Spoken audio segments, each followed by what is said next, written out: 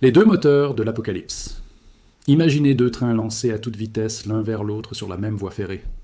Le premier train est une locomotive américaine blindée, lourde de 38 000 milliards de dollars de dettes dont les freins ont lâché il y a 20 ans. Le second train est un TGV français, brillant et moderne en apparence, mais dont le moteur est en feu et qui traîne derrière lui les wagons d'une zone euro fracturée. Le monde entier regarde ces deux trains, persuadé que les conducteurs, la Réserve fédérale et la Banque centrale européenne, vont réussir à les arrêter au dernier moment. Mais ce que le public ignore, c'est que les conducteurs ont sauté du train il y a longtemps. Il n'y a plus personne aux commandes. Nous vivons une anomalie historique. Pour la première fois depuis 1945, les deux piliers économiques de l'Occident, les États-Unis et la France, cœur politique de l'Europe, sont entrés simultanément dans une phase de dominance fiscale. C'est un terme technique pour décrire une réalité terrifiante, le moment où la dette devient si grande qu'elle dicte tout le reste. La politique, la géopolitique, les retraites, l'épargne, tout est désormais subordonné à la nécessité de survivre à la dette un jour de plus. Ce n'est plus de l'économie, c'est de la survie comptable. Pendant des décennies, on nous a dit que les crises venaient de la périphérie, de la Grèce, des subprimes, de la Chine. Mais la prochaine crise ne viendra pas de la périphérie. Elle viendra du centre. Elle sera provoquée par l'incapacité conjointe de Washington et de Paris à honorer leurs promesses sans détruire leur monnaie. Les États-Unis utilisent le privilège du dollar pour exporter leur inflation. La France utilise la rigidité de l'euro pour masquer sa faillite.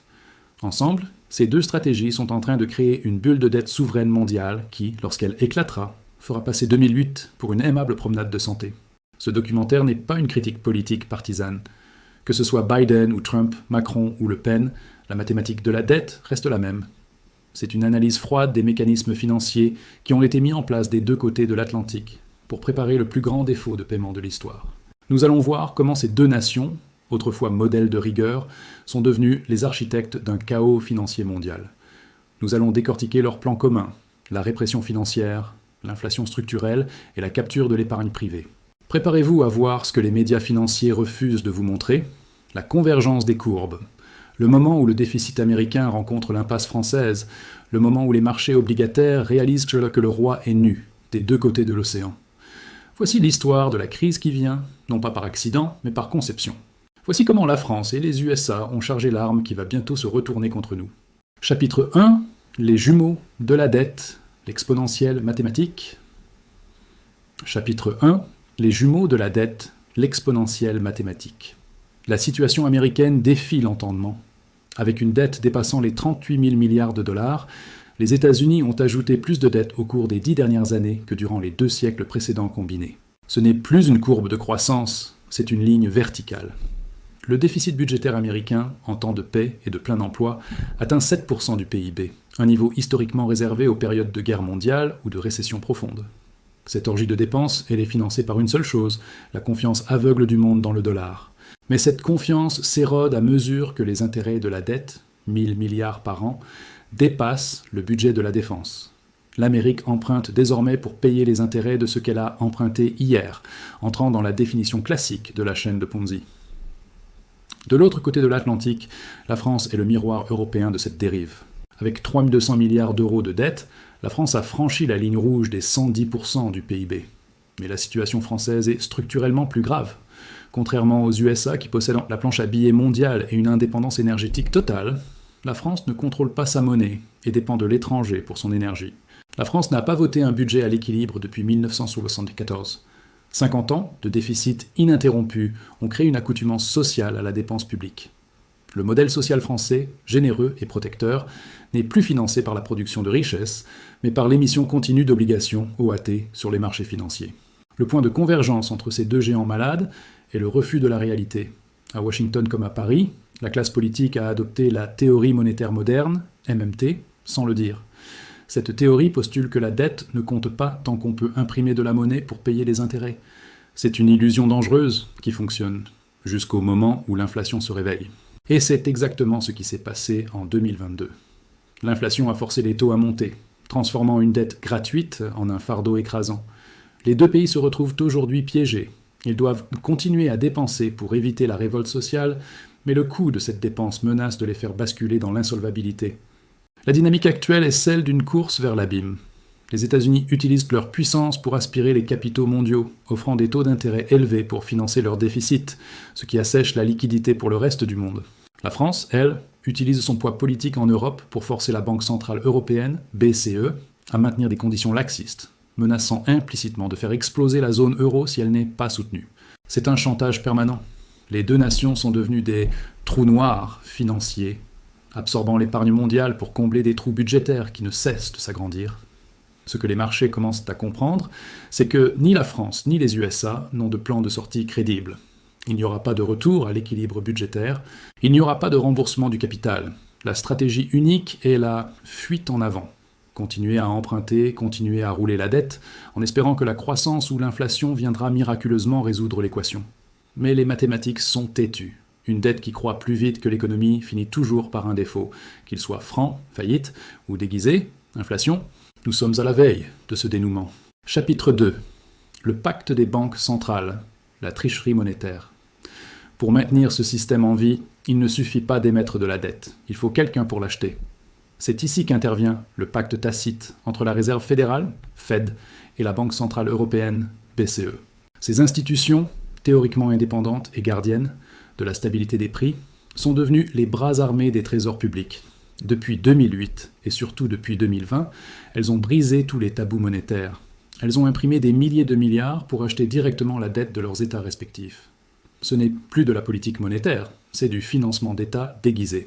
Elles ont supprimé le signal prix qui alertait les marchés du danger. La coordination entre la Fed et la BCE est totale et nécessaire. Si la Fed montait ses taux à 10% pour combattre l'inflation, elle aspirerait tous les capitaux d'Europe, provoquant l'effondrement de l'euro et la faillite de la France. Si la BCE baissait ses taux trop bas, l'euro s'effondrerait, important une inflation massive. Elles sont condamnées à marcher au même pas, dans un couloir étroit. Elles ont mis en place des lignes de swap, des accords d'échange de devises illimitées, qui permettent d'inonder le système mondial de dollars ou d'euros en cas de crise de liquidité. C'est un filet de sécurité mondial qui encourage la prise de risque excessive, car les banques savent que papa et maman, la Fed et la BCE, seront toujours là pour réparer les dégâts. Mais ce pacte a un coût terrible, la perte de crédibilité. Les bilans des banques centrales sont devenus des poubelles radioactives. Elles ont acheté des obligations d'État au moment où les taux étaient à zéro. Aujourd'hui, avec la hausse des taux, la valeur de ces obligations s'est effondrée.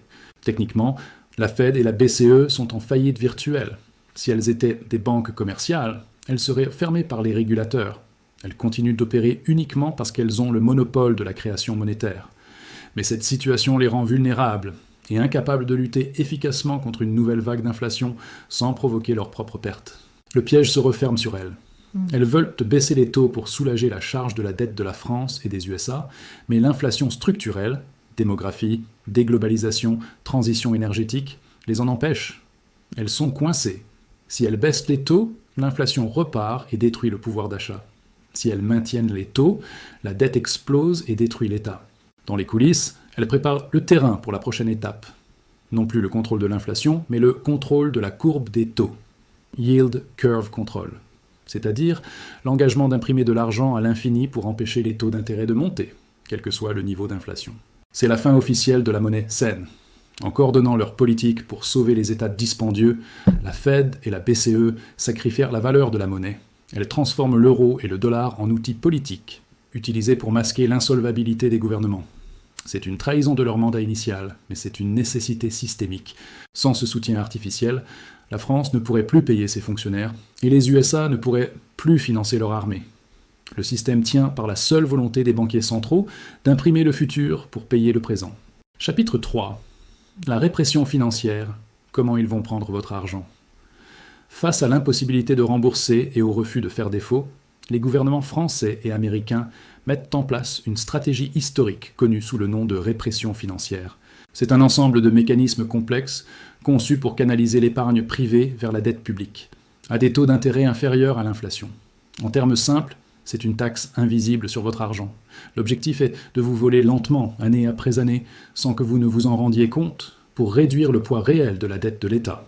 Le premier outil de cette répression est le taux d'intérêt réel négatif. Si l'inflation est à 5% et que votre compte épargne vous rapporte 3%, vous perdez 2% de pouvoir d'achat chaque année. Ce n'est pas un accident de marché, c'est une politique délibérée. Les banques centrales s'arrangent pour que les taux directeurs restent en dessous de l'inflation réelle. Cela permet à l'État, qui est le plus gros débiteur, de voir sa dette fondre en termes réels, tandis que les épargnants, les créanciers, voient leurs richesses transférées vers le secteur public. C'est l'euthanasie du rentier, planifiée et exécutée froidement. Le deuxième outil est la régulation prudentielle. En France, les règles obligeant les assurances-vie et les banques à détenir une grande quantité d'obligations d'État, OAT, pour être considérées comme sûres. C'est une captation de l'épargne. Lorsque vous mettez 100 € sur votre fonds en euros, une grande partie part directement financer le déficit français. Aux USA, les régulateurs poussent les fonds de pension et les banques à acheter des bons du Trésor. Ils créent une demande captive et artificielle pour une dette que personne ne voudrait acheter librement à ce prix-là. C'est un marché truqué où l'acheteur est forcé d'acheter. Le troisième outil, plus insidieux, est la préparation au blocage des capitaux. En France, la loi Sapin II permet déjà de geler les retraits d'assurance-vie en cas de crise. Aux États-Unis, des discussions ont lieu sur l'introduction de monnaies numériques de banques centrales, CBDC, qui permettraient un contrôle total sur les flux de capitaux. L'idée est de construire des murs autour de l'épargne pour l'empêcher de fuir quand la crise éclatera. Si les citoyens ne peuvent pas sortir leur argent du système, ils sont obligés de subir l'inflation et la dévaluation. Ils deviennent les payeurs de dernier ressort. Cette répression financière est la méthode préférée des États en faillite, car elle est politiquement moins coûteuse que l'impôt direct. Personne ne manifeste dans la rue contre des taux réels négatifs, car le concept est abstrait. Pourtant, l'effet est le même qu'une confiscation de 10% ou 20% de votre patrimoine sur une décennie. La France et les USA préparent activement le terrain pour intensifier cette répression. Ils savent que c'est la seule façon de gérer une dette de 110% ou 130% du PIB sans déclarer faillite officielle. Votre épargne est le carburant de leur survie. Chapitre 4. La révolte du marché obligataire. Le déclencheur. Mais il y a une force que même les États-Unis et la France ne peuvent pas contrôler éternellement. Le marché obligataire. Les bons vigilantes, les justiciers du marché obligataire, sont en train de se réveiller. Ce sont les investisseurs internationaux, les fonds souverains, les gestionnaires d'actifs qui prêtent l'argent aux États. Pendant des années, ils ont accepté des rendements ridicules. Mais face à l'inflation et au déficit incontrôlé, ils commencent à exiger une prime de risque. Ils commencent à dire non. Le déclencheur de la crise viendra d'une grève des acheteurs. Imaginez une enchère de bons du Trésor américain ou d'OAT française où personne ne se présente. Ou pire, où les investisseurs exigent des taux de 6%, 7% ou 8% pour prêter. Ce serait un arrêt cardiaque immédiat pour les finances publiques. La France, avec ses besoins de refinancement de près de 300 milliards d'euros par an, est particulièrement vulnérable. Si les taux français s'écartent trop des taux allemands, le fameux spread, la solvabilité de Paris sera mise en doute en quelques jours, répliquant la crise grecque mais à l'échelle de la deuxième économie européenne. La liquidité sur le marché des bons du Trésor américain, le marché le plus important du monde, devient erratique. Les grands acheteurs historiques, Chine, Japon, Arabie Saoudite, sont devenus vendeurs nets. La Chine vend pour des raisons géopolitiques, le Japon pour défendre sa monnaie. Qui reste-t-il pour acheter la dette américaine? Les fonds spéculatifs à effet de levier et la Fed. C'est une base d'investisseurs fragile et volatile. Si un choc de liquidité se produit, si le marché se fige comme en mars 2020, il n'y aura pas d'autre choix que l'intervention massive et inflationniste des banques centrales. Cette révolte du marché obligataire ne sera pas un processus lent. Elle sera soudaine et violente. Elle prendra la forme d'un krach obligataire. La valeur des vieilles obligations s'effondrera, créant des trous géants dans les bilans des banques qui les détiennent, comme ce qui est arrivé à la Silicon Valley Bank. Ce krach obligataire se propagera instantanément au marché boursier et immobilier. Le coût du crédit pour les entreprises et les ménages explosera, paralysant l'économie réelle. C'est le scénario que redoutent le plus les banquiers centraux. Perdre le contrôle des taux longs. Une fois que le marché obligataire aura pris le contrôle, les gouvernements français et américains seront nus. Ils ne pourront plus masquer la réalité de leur insolvabilité. Ils devront choisir entre l'austérité radicale, qui mène à la révolution, ou l'hyperinflation, qui mène à la destruction de la monnaie. C'est le moment de vérité. Les bons vigilantes sont les arbitres finaux de la discipline budgétaire, et ils ont été endormis pendant 20 ans. Leur réveil sera le son du canon qui annoncera le début de la grande crise. Chapitre 5. La dominance fiscale, quand la politique prend le contrôle. Nous entrons maintenant dans l'ère de la dominance fiscale. C'est un concept économique crucial pour comprendre les années à venir. Dans un système normal, la Banque centrale est indépendante et agit pour contrôler l'inflation. Dans un régime de dominance fiscale, la dette de l'État est si élevée que la Banque centrale n'a plus le choix. Elle doit subordonner sa politique monétaire aux besoins de survie de l'État. Elle devient une simple division du ministère des Finances. L'indépendance devient une fiction juridique. En France et aux USA, la politique a repris le dessus sur l'économie. Les déficits ne sont plus vus comme un problème à résoudre, mais comme un outil politique indispensable pour acheter des voix, subventionner des industries, loi IRA aux USA, industrie verte en France, et financer la transition énergétique. Les politiciens savent qu'ils ne seront pas réélus s'ils augmentent les impôts ou baissent les dépenses. Ils vont donc continuer à dépenser et forcer la Banque centrale à financer cette dépense par la création monétaire. C'est le triomphe du court terme politique sur le long terme économique. Ce basculement vers la dominance fiscale signifie que l'inflation n'est plus un accident, mais une fonctionnalité du système. L'État a besoin de l'inflation pour éroder la valeur réelle de sa dette. La Banque centrale ne peut pas lutter sérieusement contre l'inflation, car cela mettrait l'État en faillite. Nous allons donc vivre dans un monde d'inflation structurelle, oscillant entre 4% et 8%, ponctué de pics plus élevés. Les cibles d'inflation à 2% sont mortes, même si elles restent affichées officiellement pour ne pas effrayer le public. La conséquence politique est l'instabilité. L'inflation est un impôt régressif qui frappe les pauvres et les classes moyennes le plus durement. Cela nourrit le populisme, la colère sociale et la polarisation. En France, cela se traduit par des manifestations, des blocages, une montée des extrêmes. Aux USA, cela crée une division sociétale profonde. Les gouvernements, affaiblis par cette colère, seront tentés de répondre par encore plus de dépenses, chèques, inflation, subventions, créant une boucle de rétroaction infernale, plus d'inflation, plus de colère, plus de dépenses, plus d'inflation. La dominance fiscale est le prélude à la fin d'une monnaie. L'histoire montre que lorsque le pouvoir politique prend le contrôle total de la planche à billets pour financer ses déficits, la dévaluation de la monnaie devient inévitable et accélérée. C'est ce qui est arrivé à Rome, à Weimar, et plus récemment en Turquie ou en Argentine. La France et les USA, malgré leur puissance et leur arrogance, ne sont pas immunisés contre les lois de l'économie. Ils sont engagés sur une voie où la monnaie sera sacrifiée pour sauver l'État. Chapitre 6. L'endgame, le défaut inflationniste mondial. Comment tout cela finit-il ? Il n'y a pas de fin heureuse de conte de fées. Il y a une liquidation. La dette accumulée par la France et les USA ne sera jamais remboursée en valeur constante. Elle sera liquidée par un défaut inflationniste. C'est la seule issue mathématiquement possible qui préserve l'existence nominale des États. Ce défaut ne prendra pas la forme d'un communiqué de presse disant « nous ne payons plus ». Il prendra la forme d'une monnaie qui perd 50% de sa valeur en quelques années. Les créanciers seront remboursés, mais avec des euros et des dollars qui ne permettront plus d'acheter grand-chose. Le pouvoir d'achat sera transféré massivement des détenteurs de monnaie vers les détenteurs d'actifs réels et les débiteurs, l'État. C'est un grand reset monétaire chaotique et douloureux. L'impact mondial sera cataclysmique. Le dollar et l'euro étant les monnaies de réserve mondiale, leur débasement exportera l'inflation et l'instabilité dans chaque pays du globe. Les pays émergents, endettés en dollars, seront écrasés. Les flux commerciaux se fragmenteront. Nous assisterons probablement à la fin du système monétaire fiduciaire tel que nous le connaissons depuis 1971 et à l'émergence d'un nouveau système peut-être basé sur des actifs tangibles, hors matières premières, ou des monnaies numériques de banques centrales coercitives. La crise financière qui vient sera différente de 2008. En 2008, c'était une crise de liquidité bancaire et déflationniste. La crise à venir sera une crise de la dette souveraine et inflationniste. En 2008, les bons du Trésor étaient le refuge.